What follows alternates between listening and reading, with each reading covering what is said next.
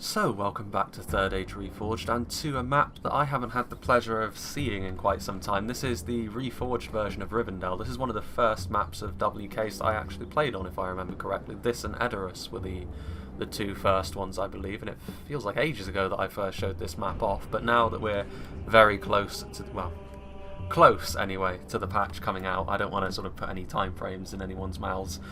But yes, we are now close to the patch appearing, and I've got another siege battle, so sort of, again, a bigger scale battle to show you, because I feel like showing those off is important, as well as showing off the 1v1 matchups. And of course we have Arraign and Imladris on the defence, so I'll go through their army compositions now, and if you're not interested in that, of course, you can skip ahead to the battle starting, which will be time-stamped in the description below. But going through sort of, well, I can't really split them up because both Arraign and Imladris are both sort of deployed together. So we've got some Evendim spearmen down here, or Evendim, I'm not sure how you pronounce that. I'm going to go with Evendim, simply because it's not an A. So the Evendim spearmen are, of course, the new name for the Arnor militia. Of course, the goofy shorts are still here. And as militia units, though, they've never been that bad, and they will continue to be pretty good as sort of lower tier troops. And embedded in them, you can see the Numinas Gate Guards as well. Very strong pike unit, one of the strongest. And of course, I think they're actually being changed so you can only have one, but Creed does have two in this army composition.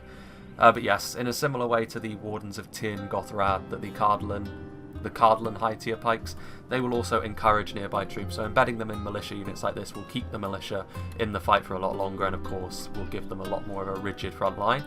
Back here we can also see the Dunedain Trollslayer is a very potent javelin unit, in a similar vein to the Meduseld Guard that we saw in action in the last battle.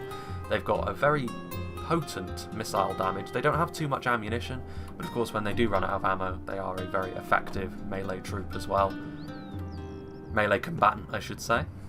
And then over here we have the Arraign men-at-arms. They have got their armour upgrade, so they've got the full plate, and that should mean that they will be much more resilient to any sort of skirmishes that the attackers have brought along. And Rivendell is quite open, so again, bringing skirmishers as the attackers is going to be not a bad move at all. And over here we can also see that he's got a couple of units of Hobbit archers and some Evendim archers, so again, lower tier archers, and we'll see why the lower tier archers are down here at the front later on when we see the immediate opponent over here, because it does behoove you to use lower tier archers on the immediate opponent that's going to be advancing down through the main gate.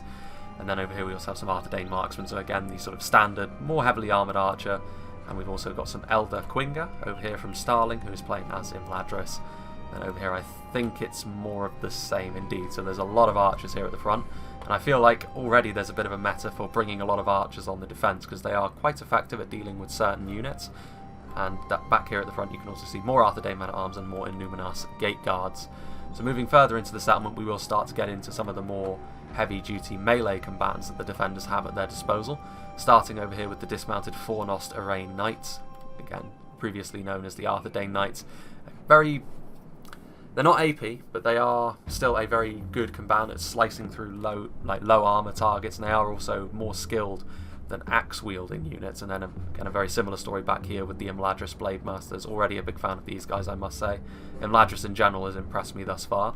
Some Dunedain Rangers as well, so more archers. Over here we've also got some Smiths of Arraign. So again, another high-tier Elven unit, that's the Dunedain Trollslayers. And hidden away back here we also have some Dunedain Trollslayers, so another ranged unit. We also have the dismounted Knights of Numinas, so a real sort of heavy-hitting melee unit, so two of them. And around here somewhere are the Dunedain Bodyguards. Indeed, here they are, the Steel Bowmen. Very potent at range at dealing with single target entities. And then there's also some more Knost Arraign Knights over here. I think that's pretty much it, apart from these Imladris Blade Masters for this defence over here. In fact, there is still one more unit, and that is the Elder Enway Swordsmen. So they're going to be better than the Imladris Blade Masters. The Elder Enway are not the best units that the High Elves can field, but one stage down from that. And of course the High Elves are mid-tier on upwards. Most of the really good High Elven stuff, however, is over here defending this other sort of passageway towards Elrond's house. We have some Elder Enway archers, again. Not quite as cancerous as once they were in this sort of situation, but still very deadly against low armor targets. And they won't do too badly against more heavily armoured targets. It's going to be sort of the combination of armour and shields that archers are going to struggle with. But they've still got a very nice firing line down here. We've also got some Norteno Warriors and the Noldor Elder Nobles, which might be AP, I'm not sure. I don't think they are. But again, they're still the highest, well, the most expensive, the highest tier Elven Archer that there is. We've also got the Imladris Sentinels over here, the Pike unit. Then moving down here, we've got some more Norteno Warriors. We've got a unit of Eldarenway Spears, so you can see that the High Elves have concentrated most of their forces over here. I think there's a unit of Dunedain Rangers hidden away at the top there as well. There's nothing down here, but there is a unit of the Arraign Nobles, previously known as the Falas Lords. Again, better now than they were. They were a bit of a disappointment in the last patch, as most high-tier spears were, to be honest. We also have this High Elven Ballista down here, and then a combination of the Eldar Makar and the Imladris Sentinels over here, sort of forming another pike and sword and shield combination to cover this passageway down here. So, now we shall go through the attacking armies. And first of all, well, actually we won't go through the attacking armies because most of them are hidden under trees, so we will need to wait a little bit before they come forward. But this does give me an opportunity as well to make a little cut, because it's going to take quite a while for the attackers to get into position. So I will see you for the attacking army compositions. So I think we'll go top to bottom on this one. So at the top here we can find Gondorian Smith's army. I hope I'm not stepping on any toes by posting this, because he might want to do it as well, but nonetheless, he is playing as Mordor, and you can see over here that at the front we have the Ballista, and these Ballista, you'll note, are very different, because they are the Orc Ballistas. Orc factions, I think, will get access to this exclusively, and this is not sort of an Orc-only thing. Sort of, obviously, previously in the past, the Númenóreans have had exclusive access to Trebuchets. The Dwarves will have access to sort of catapults that are slightly better than other factions, and the Orcs will gain access to these Ballistas, which are of course inspired by the ones that Isengard used in the movie. And over here we can see that he has his Ballista sort of moving forward. This is a massive blob of Orcs, so I'm just going to sort of look down from on high and sort of pick out individual units. He's got lots of Uruks with the upgraded armour, which is very prudent because they're facing a very skirmish heavy force, so anything that he can do to sort of stave off the damage they're going to be doing is a wise move. He's also got a lot of fodder, and they can obviously be used as throwaway units. The Temple Guard are in here, which again are a pretty good answer to the Dunedain Bodyguard, so both factions have got that sort of very high damage long ranged unit.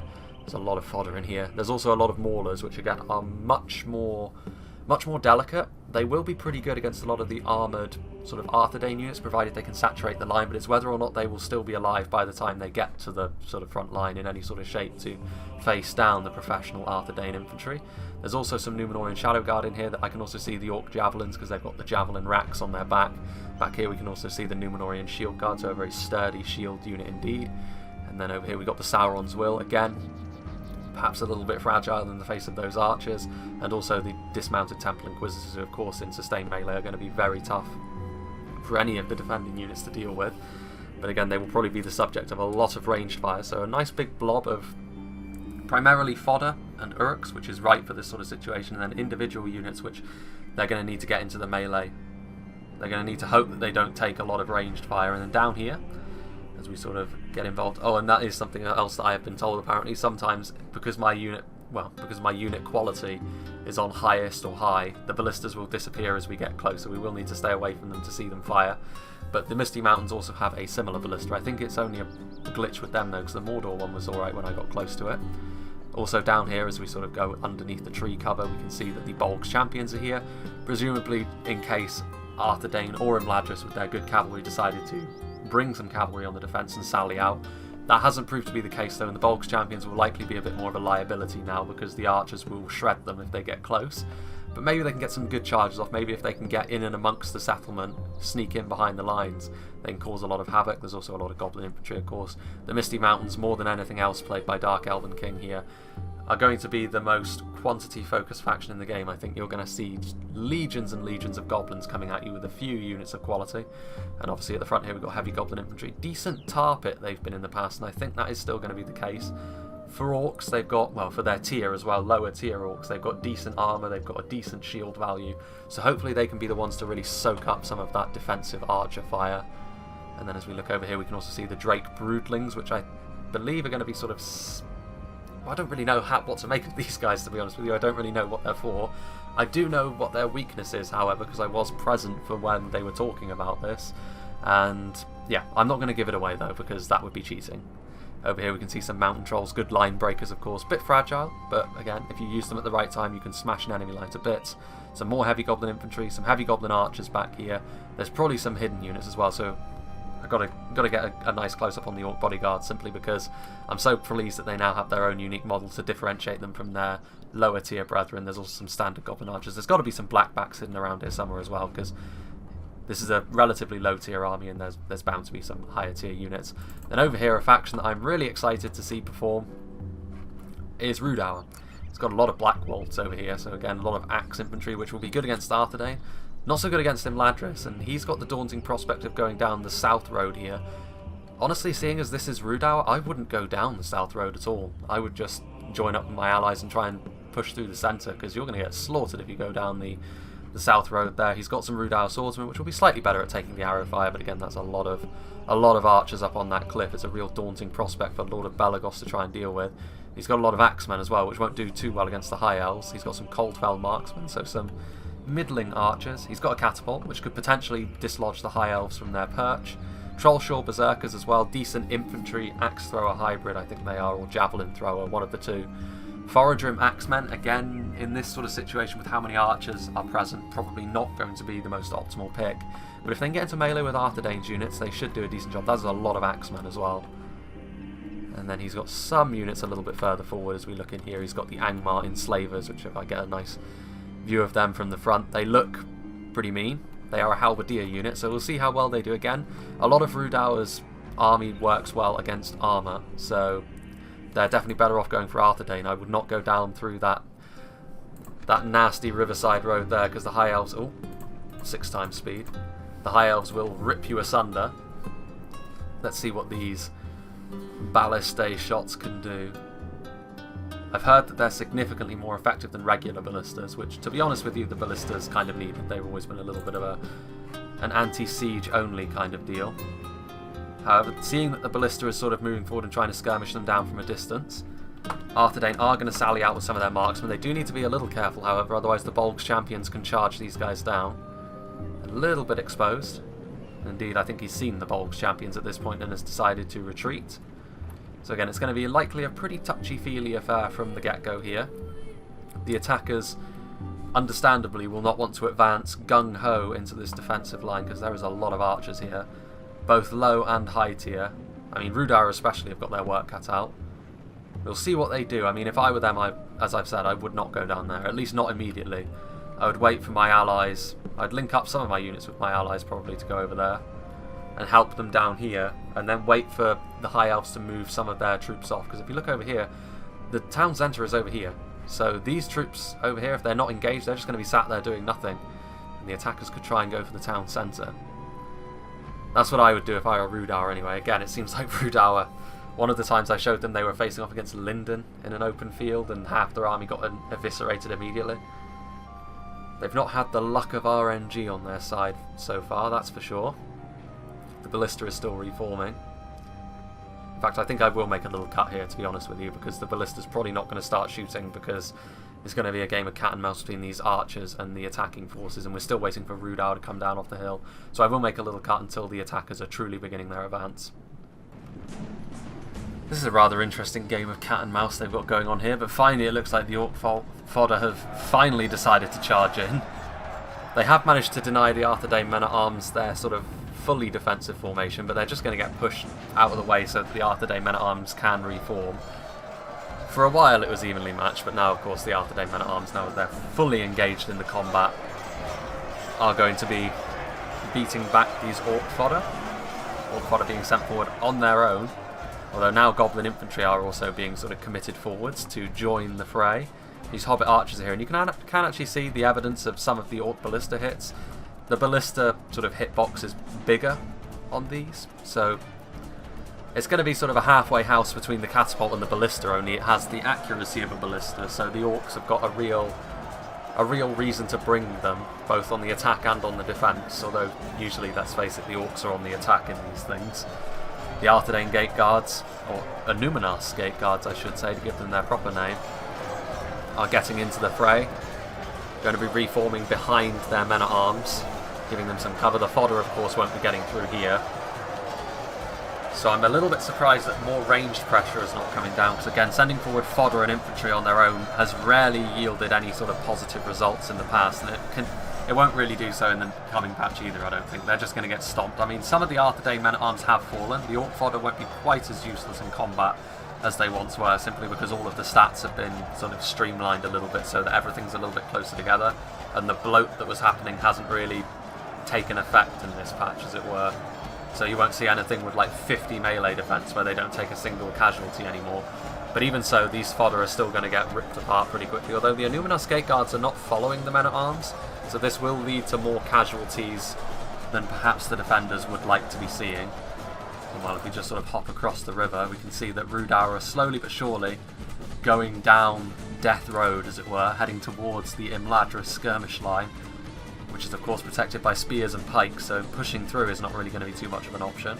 I didn't notice too much in the way of Rudour hand skirmishers either, which is a bit surprising. The Berserkers are the only ones, but they're still just sort of slowly moving their way into position as we move back across the river. The Hobbit archers are now firing at what, I wonder?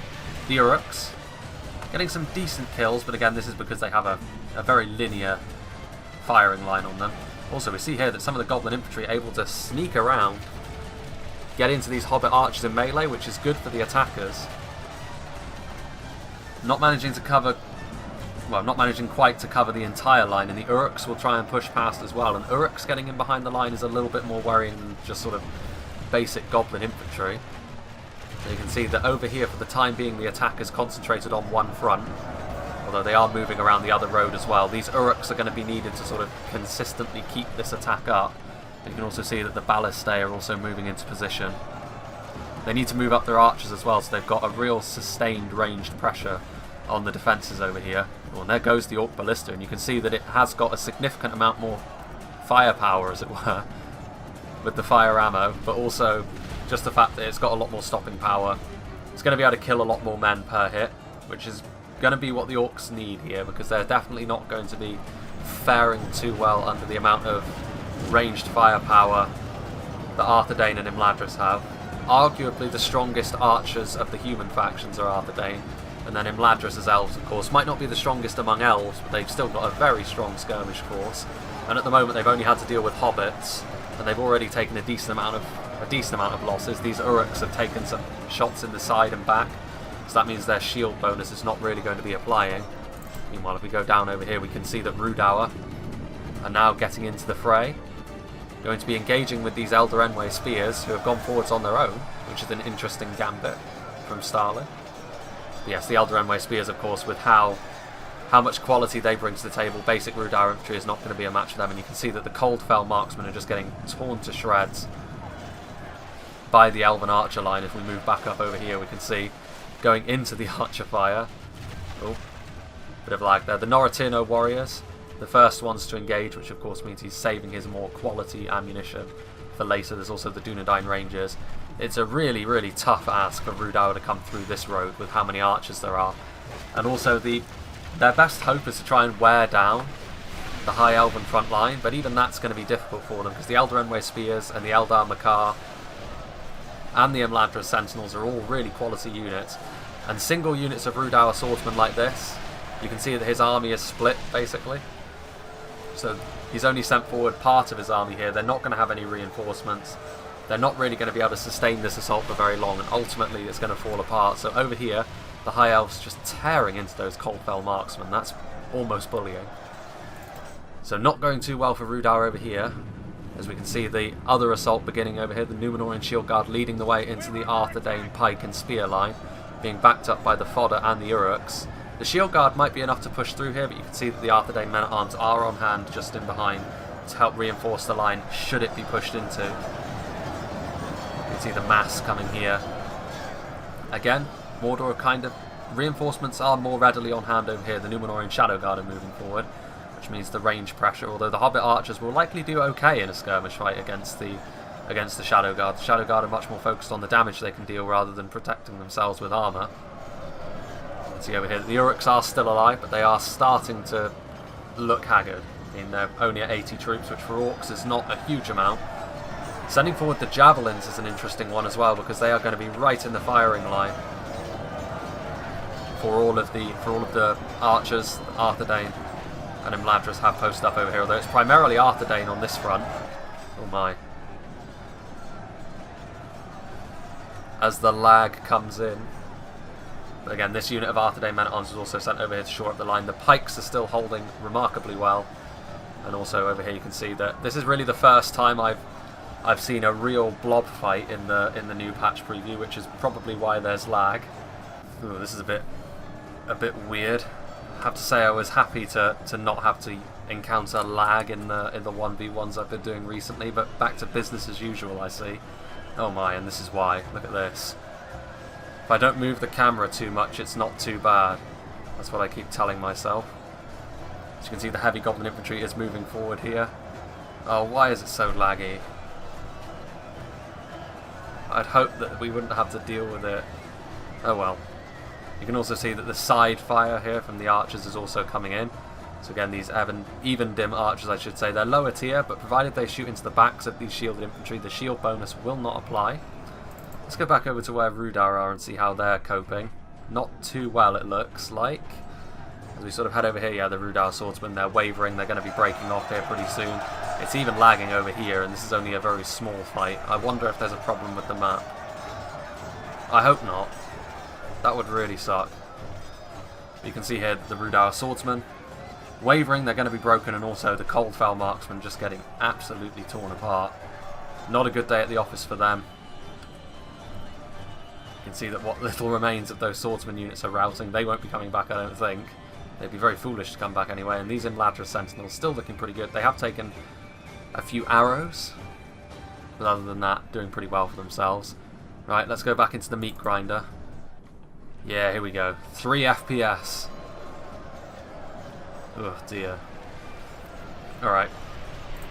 There's nothing else for it. We're going to have to slow things down to get close. So as you can see, the first unit of Arthedain men-at-arms that they sent in has been largely dealt with.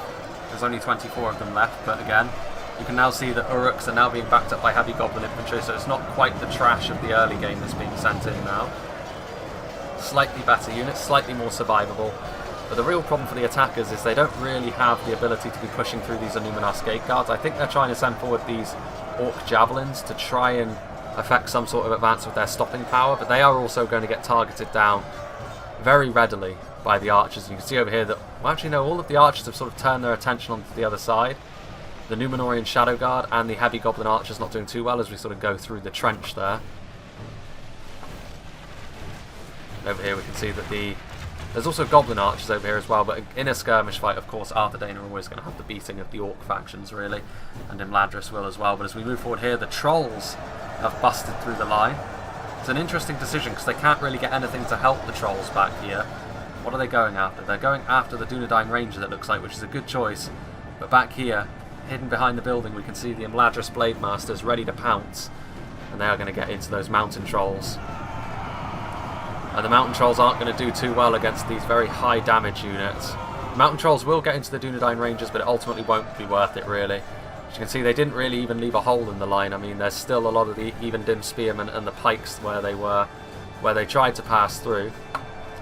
As we sort of move in here, we can see the heavy goblin infantry, the Numenorian shield guard pushed in a little way, but as soon as these dismounted Knost, Arraign knights and the Arthedain men-at-arms moved in as well, their push was stopped. And as long as they're static, that plays right into the hands of all of these archers, although, to be honest with you, there's not too much in the way of melee infantry back here that could really plug any very wide lines of engagement. So maybe the defenders are content to pick their defensive ground and stay there for the rest of the battle, which would be interesting. Not needing to retreat. You can see back here that Sauron's Will are coming forward. You sort of move in. Sauron's Will, of course, are a higher damage but not quite so durable shock unit. Getting them into the front line will be a boon for Mordor over here, though. It will mean they'll be able to do more damage, particularly to these sword and board units. Although these even dim archers have taken a real beating over here, but they are sort of using up the attacker skirmish power, and the Numenorian Shadow Guard are not looking too healthy. Only 23 of them left.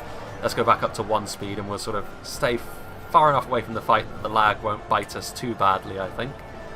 As we sort of move in here, we can see the Arthedain men-at-arms and the dismounted knights pushing into the line to stop the advance. Sauron's Will need to get in there as well.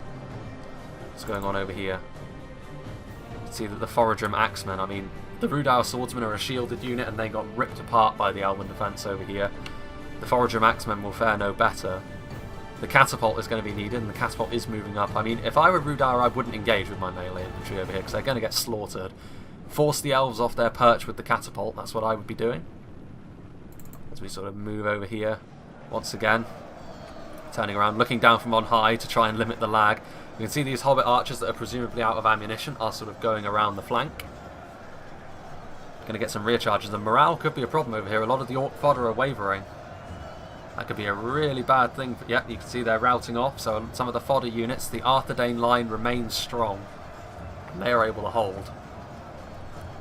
And the Hobbit archers over here. I do appreciate that now, if you're outnumbered as the defenders, it's much more likely you can put up a decent fight. Because 9 times or 8 times out of 10, in the past when I've shown a siege where the defenders are outnumbered, the attackers would usually win because numbers were everything. You could just push the lines out of the way with your sheer weight of force, and it was never most of the time it was clear who was going to win.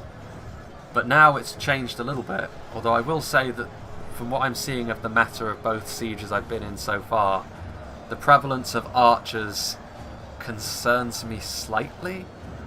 Not enough for me to be like, this is terrible, this is not an improvement, oh my.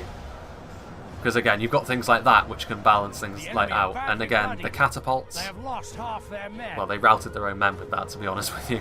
But again, catapults, I think, for the most part, have not been included in sieges thus far, because they're not fully done, I don't think.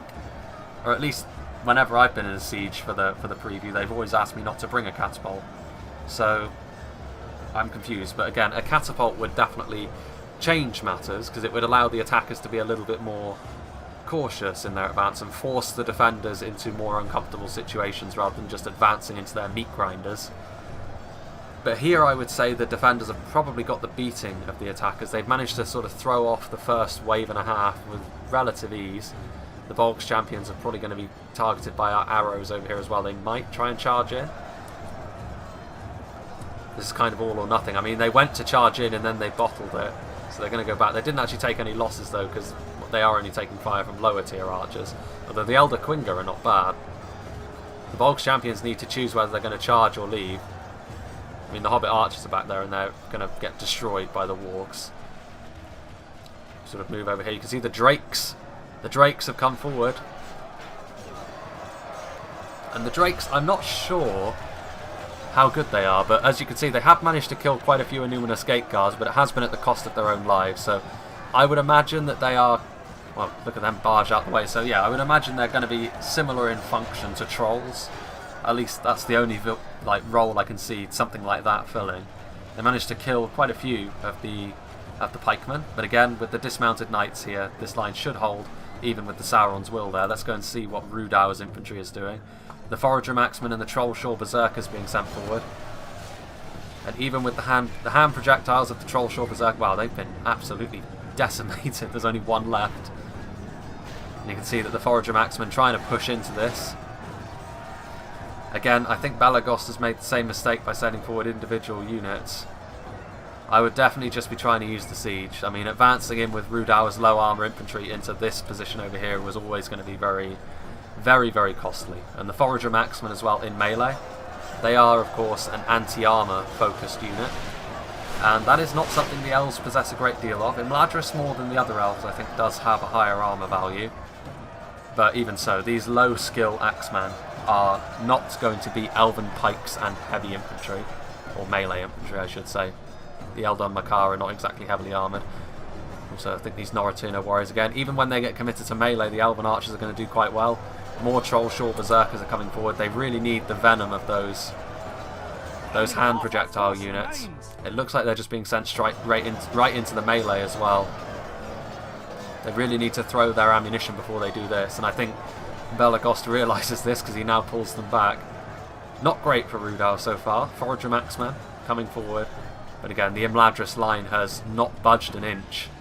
And then here comes the Elven firing squad again, shooting the Rudauer axe throwers. I can't imagine he's going to make many inroads over here. As we sort of go back over to here. Arthedain actually pushing the attackers back at this point. So the Sauron's Will, well, victory is a distinct possibility. These men-at-arms and these dismounted knights are starting to lose their numbers, but the anchor of this defence, the Illuminus Gate Guards, are still standing. Oh, hello, I think I see. Yep, the dismounted Temple Inquisitors are here. So this, of course, means that this defence will probably fall if it doesn't receive any reinforcements. The Bolg's champions have pushed through. They have lost half their men. This defence over here is starting to look a little bit more ropey, to be fair. You can see that the Mountain Orc Berserkers, another unit that can hide, has come forward. Nice AP on those guys, so they're going to be able to... This line is now starting to fall, so the attackers do have an in. The Ballistae, or Ballistae I should say, are now firing, and that is a... They have just ripped apart a unit of Dunedain Troll Slayers there. Two hits from the Ballista Bolts has cut that unit down to size, and they are a very, very dangerous unit, and you can see they are now retreating, and they need to. They've got another unit of Troll Slayers over here, though. Uruks have moved forward. The Smiths of Arraign are in the front line. The lag doesn't seem as bad now. Very weird. So the Smiths are on the front line. With their AP, they will likely do a very fine job at dealing with these basic orcs. The Orc Maulers are here. They might get overwhelmed, but with the support of these low tier... Well, actually, there's Wavering as well. All sorts of chaos on this front, which can only favour the Orcs. You can see the Orc Javelins getting in behind the line. Do they still have ammunition? Oh, and that's a big rout. Only the Smiths, I think, are left. So pouring into the main settlement now, we have Mordor and the Misty Mountains. You can see over here as well the Elder Quinga. What is going on here? And yeah, so Mordor and the Misty Mountains having some success now. Able to smash through the front lines. The elves going to have to retreat. They're actually sending forward their Blade Masters as a bit of a rearguard action, because now the orcs are spreading into the settlement. And it's going to be difficult to hold down all of these avenues of approach the orcs have. This is where their numbers should really start to come into play. As we see the Blade Masters and the Elder Quinga getting into melee. But it's this combination of the Sauron's Will and the dismounted Temple Inquisitors, so I think the Blade Masters are going to fall. The Ballistae also trying to fire at the Elder Enway Swordsman, it would seem. As Arthedain try and regroup. They've done a pretty good job at regrouping, to be fair. The orcs have not spread fully into the settlement. The Evendim Spearmen are routing. They should come back as well after getting to the town centre. And the dismounted Knights of Illuminus as well. Blade Masters being used as a bit of a rear guard on this flank as well, although they are now the subject of the Orc Ballista's fury. Not great for them. Meanwhile, on the other side, a very different story. Poor Rudauer. I mean, look at this. I mean, to be fair, they have managed to whittle down this unit of Imladris Sentinels and Eldar Makar, but I don't think they've managed to fully kill a single unit yet. There's a lot of archers over here. The Arraign Nobles, I think they're sort of pulling back to the hill. Arraign Nobles taking a few axe volleys. Elder Enway Archers and older Elder Nobles. Another wave of Rudauer is coming forward. The Catapult really needs to do some heavy lifting here. Again, Trollshore Axe Throwers. Not going to be the best at taking archer fire. Here comes the Catapults. That's a nice cluster of elves. Will they hit? No, all of them miss. That's a real shame as well, because this is a nice concentration of elven units. And the elves, of course, one good hit is enough to nearly kill off an entire unit with how small the unit sizes are for the elves. Again, you can see the elves firing as units approach the Trollshore Axe Throwers, now the subject of the Elven Archers' attention. Again, that was a very narrow miss. Very unfortunate for them. As we go back to the main event now, what's going on over here? There's only one Smith of Arraign left, the Heavy Axeman, finishing them off. There's also another unit of Sauron's Will over here. Dismounted Temple Inquisitors, what's left of the attacking skirmishers, trying to deal with all of these forces over here. Hitting the Elder Enway Swordsmen in the back, and the Elder Enway Swordsmen have not really been allowed to get into melee. They've been cut down to size very quickly by a combination of javelins and arrows. How many dismounted Temple Inquisitors are left though? 42, so they're still relatively healthy. So the Imladris Blade Masters look like they're going to fall away as well. Percentage of allies killed, 60%. So it's a 13% difference in favour of the defenders. 12, I should say. This is the sort of gap that would likely, in the previous patch, have swung in favour of the attackers in the late game. So let's see how this goes. I mean, Rudauer are really struggling on the other front, and I don't know if the attackers have got what it takes to deal with the elves on the other side. These Sauron's Will going to mop up these Elder Quinga. Meanwhile, over here, in this sort of situation, I can't help but feel as though the Black Legion of Barad-dûr would have been a good pick. Arthedain Marksmen, the Dunedain Bodyguard still waiting their turn to use their ammunition. Again, they're trying to take cover behind the elven buildings from those orc ballistas. These even dim spears. This battle has not been kind to them, but they've done their job. They've done their duty. You can ask no more. These Imladris Blade Masters with a ballista bolt flying just overhead. These Uruks and these Mountain Orc Berserkers putting a great deal of pressure on them. The skill of the elves is holding them in pretty good stead here, although they will likely be overwhelmed eventually. It's how many they can take with them that is going to be the key here. The Temple Guard are moving forward. Now they need to be careful not to get too close, otherwise the Dunedain Bodyguard will immediately start shooting them. And again, this sort of high profile arch unit is going to be absolutely necessary for the Orcs to do some heavy lifting in the late game. This unit of Sauron's Will getting shredded by Dunedain Rangers and Arthedain Marksmen. The Dunedain Rangers with their body piercing, of course. Look at that. Not the heaviest armour on the Sauron's Will. They're also taking some fire from the Elder Quinga from the front as the Temple Guard move into position. So Mordor were able to break through, but at what cost? That's the question that Gondorian Smith needs to ask here, as these Imladris Blade Masters slowly fall away in the face of the dismounted Temple Inquisitors and their Uruk lackeys. And now we can see in the background Snaga Skirmishers, the ace in the hole from Dark Elven King, is moving forward, those low tier javelins and the Orc bodyguards. So he did indeed have a very large sort of hidden unit contingent. I'm not seeing any blackback berserkers there. We'll see if they rear their ugly heads in the late game. Now let's go back over to here. What is happening with Rudour? Nothing good, I would imagine. As you can see that these Norteno Warriors that are out of ammunition have come forwards, getting into melee with these Trollshaw axe throwers. The axe thrower is able to get a point blank volley into the Norteno Warriors, but ultimately this is the one Rudour unit that's still here, getting a nice volley on those Norteno Warriors though, but the damage is already done over here. Look at this, just a trail of destruction, most of it the brown hue of Rudour. What do they have left? Not a lot. They've got their catapult and their Angmar enslavers. I mean, at this point it might be worth the elves' time to just sort of counter-attack and crush forwards, which it looks like they're doing, because it does look like that. Yeah, indeed, they are. Round the back roads, which this was where the battle ended last time, if I remember correctly, way back in August. They're going to be moving their troops down to assist the main settlement, which they will need, because Mordor and the Misty Mountains have effected a pretty decent advance here. Sauron's Will and the Temple Guard still over here. The Imladris Blade Masters still hanging on. They are wavering now, though. But they've held out for a good long time as the Orcs continue their offensive forwards. It's only a unit of Uruks, though, and they're going up against dismounted Knights of Illuminos. And they are not going to stand too much of a chance there. Where did the Temple Inquisitors go? Where are my boys? Oh, there they are. There's only 10 of them left. They must have been the... I'm assuming the Dunedain Bodyguard hit them. You can see over here there are Orc Javelins as well, so there's still chaos going on back here. Some Orcs, some stragglers. There's 4 Eldarenway Swordsmen. Those Orc Javelins are shaken and very tired, unsurprisingly. Then over here the Dunedain Bodyguard repositioning. Will the Temple Guard be able to do so? Again, I think now, though, even with the Temple Guard and how powerful they can be at range, the counter-attack from Arthedain might be all important here. I mean, we are into the final 10,000 frames of a long siege. It's been a little while since I've done a siege as long as this. There's the Temple Guard here, and there goes another ballista fire. That is brutal.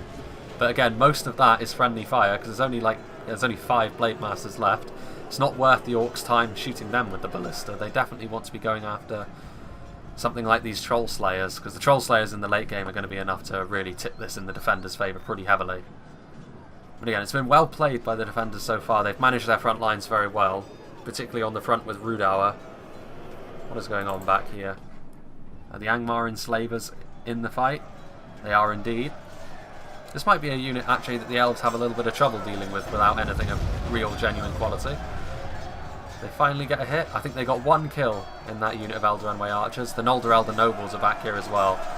And yeah, with the Noldor Elders, I think these Angmar enslavers will fall. They are going to easily deal with these lower tier archers, though. The Norteno Warriors won't stand up to a hyper tier unit, I think they call it, of Angmar. Oh, and there's the Angmar General there, with his sort of corrupted looking sword and axe. I think this guy does have a name, but I can't recall it. Very impressive beard he's got. And you can see here that the Angmar enslavers, one of them has fallen. And then as soon as what's left of these elves are gone, I can imagine the Noldor Elders and the Eldarenway are going to turn their bows. Well, that was a decent hit. Onto the halberdiers, and then they'll get torn apart, of course, the lack of a shield. Probably not going to do them any favours here. As we go back over here, the Orcs weren't really able to take full advantage of the chaos. I don't think there is still a unit of Uruks back here, the Snaga skirmishers as well, because they, you know, Arthedain were able to sort of reorganise their defence with a few of Imladris's units, and the Orcs weren't able to really get in behind, which is something they did need to do. Maybe the money was a little out of proportion, because I do feel as though the defenders had a lot of units that were really strong. I mean, oh my. Having said that, that ballista is lethal. That unit of Dunedain Rangers is not as healthy as once it was. Arthedain men-at-arms, there's only 20 of them. The Sauron's Will leading the way into battle, as well as the Temple Guard, which might be out of ammunition at this point. I don't know what they've been shooting. Dunedain Troll Slayers throwing their payloads, and they are a very lethal unit as well.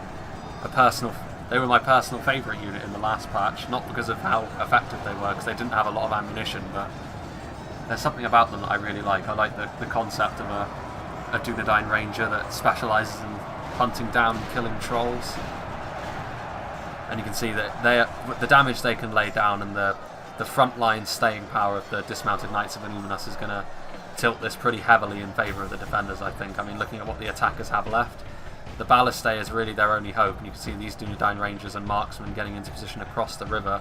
They need to get the Ballista into better positions, to be honest with you, to hit the more important units, because most of their shots have gone into the buildings, and when they have hit, they've been brutal.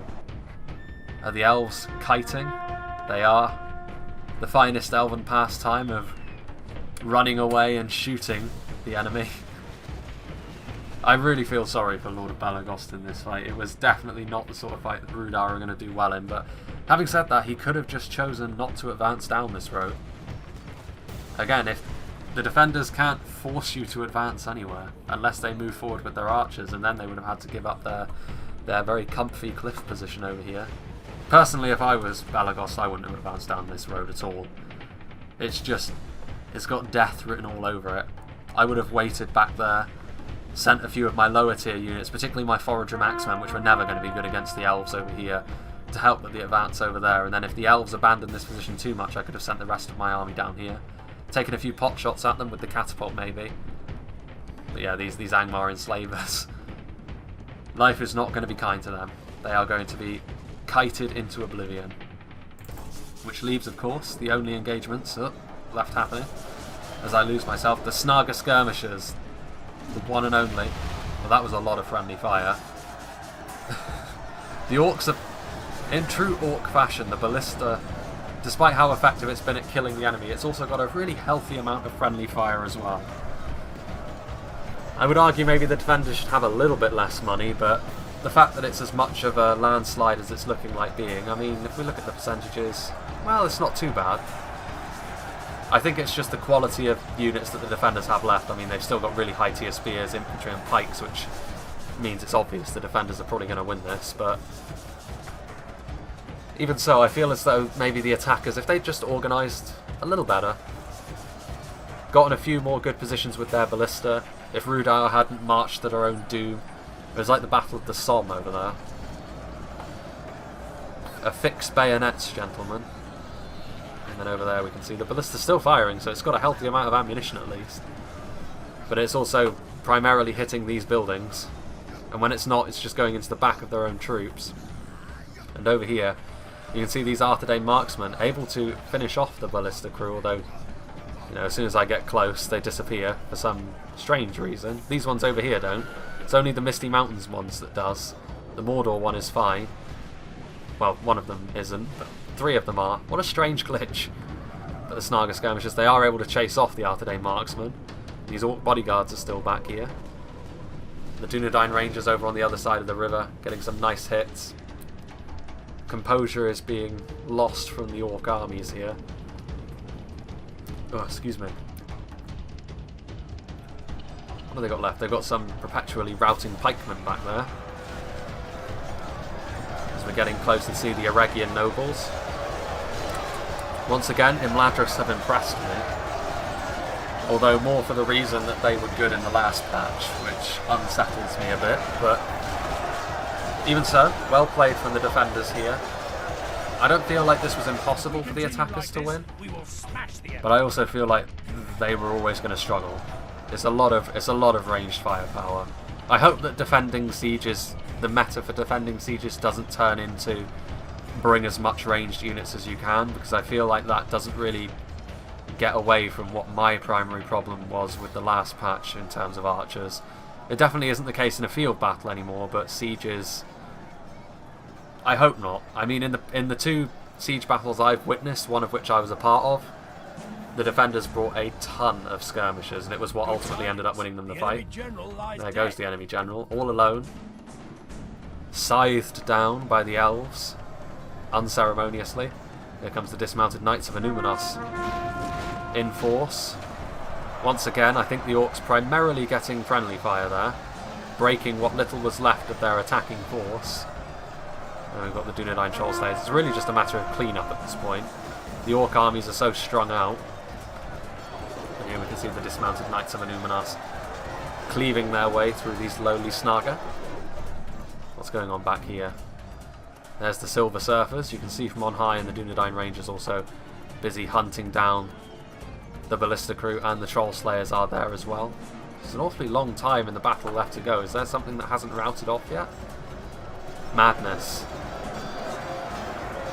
Surely these Snaga are not going to hold on for another 4 to 5,000 frames. The Dunedain Steel Bowmen are in there as well. Definitely a cool looking unit. Arthedain performed well here as well, because they were...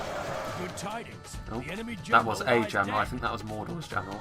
Yeah, they had to hold back the Misty Mountains and Mordor in all their numbers, and they did a good job at doing that. They held their ground. Their pikes dealt with the first wave and a half, and then they sent forward their more elite knights. Their lines did crumble at one point, but they reorganised themselves very well, and with the help of the Elven elites here, the Arraign nobles and the Eldarenway, they were able to sort of stave off total chaos ensuing, which is always going to favour the orcs.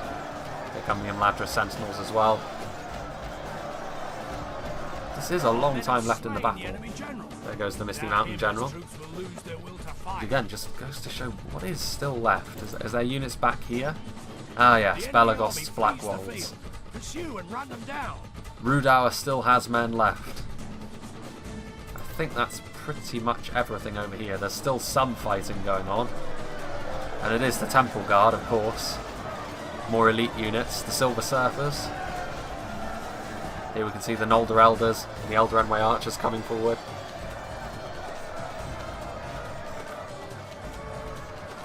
I do like the Temple Guard and the Temple Inquisitors, their look.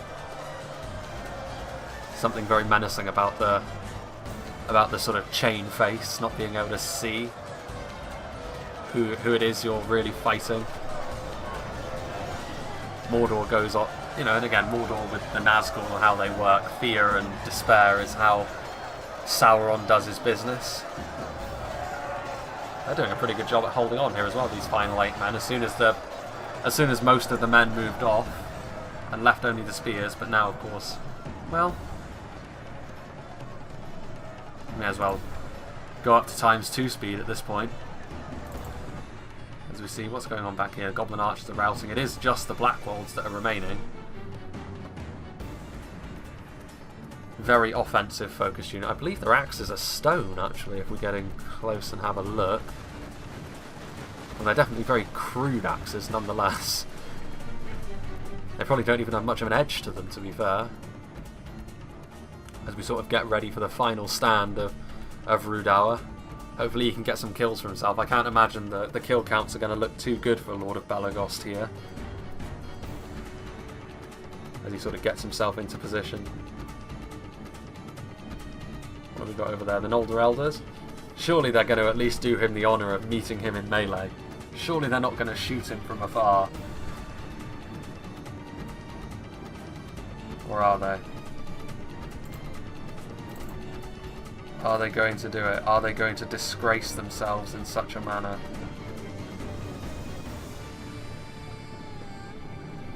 still have their bows out. Go on, Starling. Do the right thing and kill him in melee. Nobody wants to lose the battle by getting shot to death. Although if I know elven players, they absolutely will try and shoot him to death. You've already bullied him enough, surely. So those Dunedain Rangers in the background over there, they're just finishing off the... very much in yeah, our favor. they are. They're reloading. Starling, I'm very disappointed in you. How could you? How could you bully this hard? Have you no shame? Oh, the older Elder Nobles are out of ammunition, I think. They pulled out their swords. Even now, the Elder Enway archers taunt me.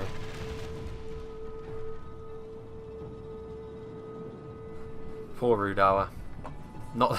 I will get a battle where Rudour gets to shine at some point. Foe runs. It's time to press the attack. And that's the end of the Temple Guard back there. They are going to get into melee at least. Head first into the pikes or into the spears, or both even.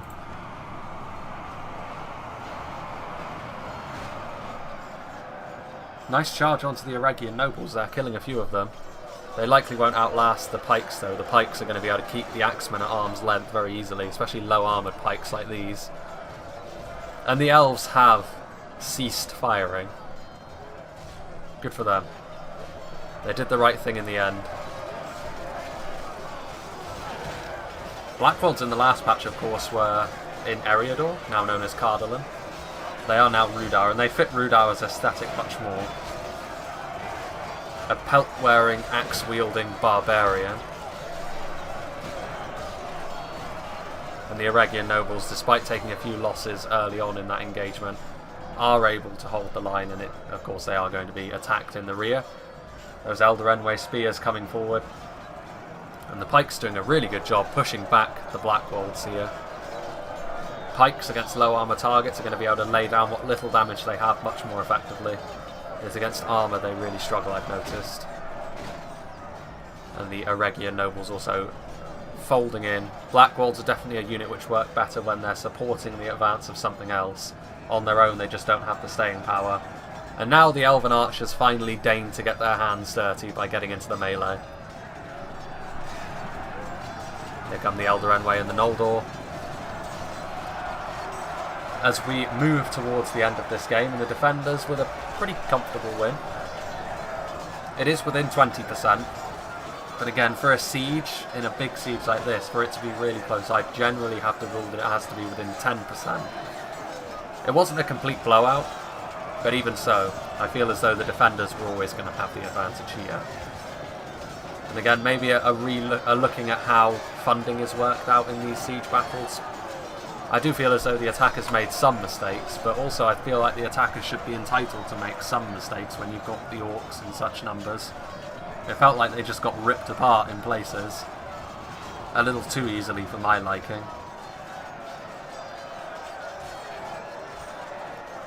But that's a matter of how much money each side was given, I think, less so than the actual stats themselves. Regardless, well played to all players involved. Even Lord of Belagost, who drew the short straw, quite literally. This is a clear victory. And that is the end. Back here on Rivendell. So having a look at the kills, obviously, you know, Arthur Dane facing off against the Misty Mountains and Mordor, primarily going to get the most kills. Imladris ripping Rudour apart. Poor Rudour, only 465 kills. Mordor doing okay. They were the ones, of course, that broke through both of the Arthur Dane front lines, which was the glimmer of hope that the attackers had before the defenders then reorganised and finished them off. Better ballista use probably would have made this considerably closer. A lot of those bolts were wasted by going into the buildings. Interesting. I feel like the attackers could have done something, but even so, I think the defenders, it was advantage to them, I think, from the get-go with how many elites they had next to the... Also a matter of positioning. I mean, maybe I'm just talking nonsense. I don't know. Having a look at the stats for Arthur Dane, Dunedain Bodyguard, they don't have a huge amount of ammunition, but doing okay. 311 and 368 kills for Arthedain men-at-arms, likely on lower tier units, and the Gate Guards, of course. The first wave easily dealt with, that Mordor trash, and the Dunedain Rangers doing very well, that body piercing standing them in very good stead. So yes, I hope you enjoyed this, and I hope you will join me for whatever is next, which will likely be another 1v1. I've not really decided what faction I'd like to be. Whoever would like to fight me though, that would be much appreciated if you're on the Discord and are watching this. But yeah, I hope you enjoyed this, and I hope you'll join me for whatever is next.